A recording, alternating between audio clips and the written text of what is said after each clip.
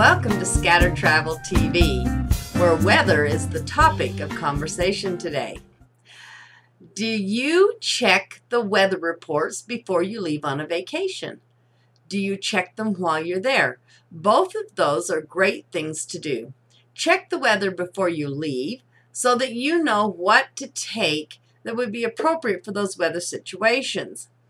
If it's going to be good weather, you'll need sunscreen and maybe a hat.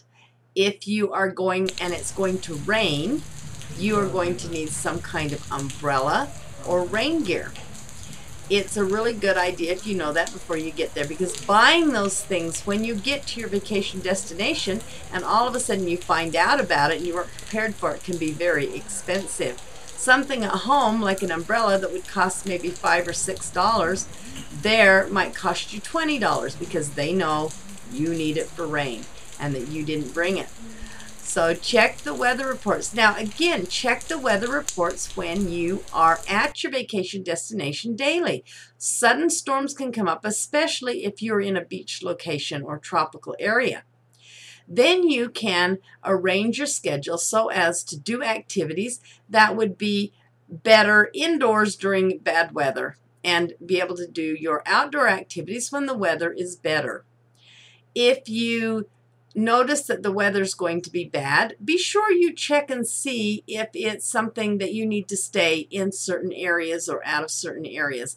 Like, is the weather going to be bad enough that you don't want to be swimming or going out on a sailboat? I have seen people going out, storms coming in, the weather's looking bad, the waves are getting bigger, and they're headed out on a sailboat because they're new and they just don't think. They're on vacation, they plan to go sailing, so they go sailing. Those are the kind of things that get you in trouble and can cost you your life.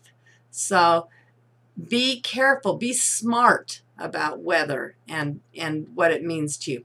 Now, one of the ways besides checking the internet or checking at the front desk of your hotel, both of which you can find the weather at your location, but also when you're on the beach, they have weather flags. The weather flags will indicate to you whether it's safe or not. Even if it looks good, if the flag is the color that designates that you shouldn't be in the water, there's a reason.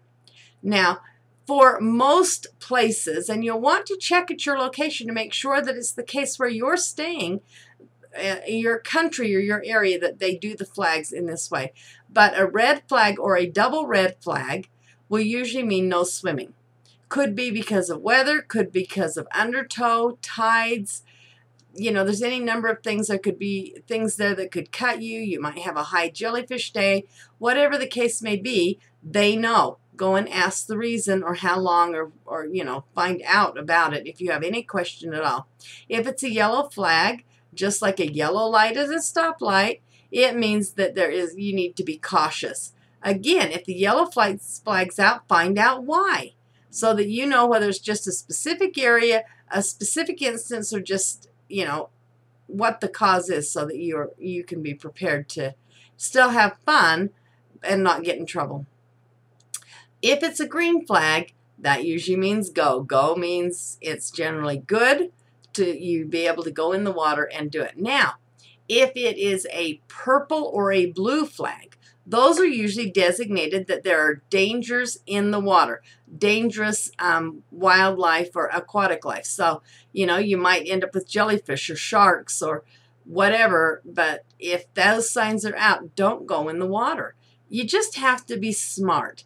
They're there for a reason. Don't put your life in danger because you're afraid you're going to miss out on something on your vacation. Change your attitude, change your thinking, and when you come on those situations when weather is going to ruin your vacation or your activity, have something else in mind that you can do, or ask the staff at your location what else there is to do that would be fun to do in the rain. There's usually things that you can do that will be just as fun as what you had already planned, and it'll just be a rain activity, an indoor activity, or something where you're in a vehicle or something like that. So be aware of the weather, take precautions. If there's high, you know, waves, don't go down on the beach to experience the high waves or to get out in them. If it's dangerous, don't do it. So heed the weather. be prepared for the weather, and then have a weather attitude that is, I'll have fun no matter what and find things to do if it rains. This is the way to have a better vacation and not let it get ruined. I know one of the worst things that can happen on your vacation is to have an injury. And one of the things that comes with rainy weather is slip and fall accidents, especially if you're at a resort or an area that has tile that you're walking on, or boards for the walkways and flooring. When they get wet, it gets slippery, and even if you think you're fairly sure-footed, it's really easy to take a slip and fall. So don't break an arm, a leg, sprain your ankle. Just be more cautious. Hang on to that person you love. Make sure that you both stay upright, but be careful of slip and fall accidents whenever it's wet.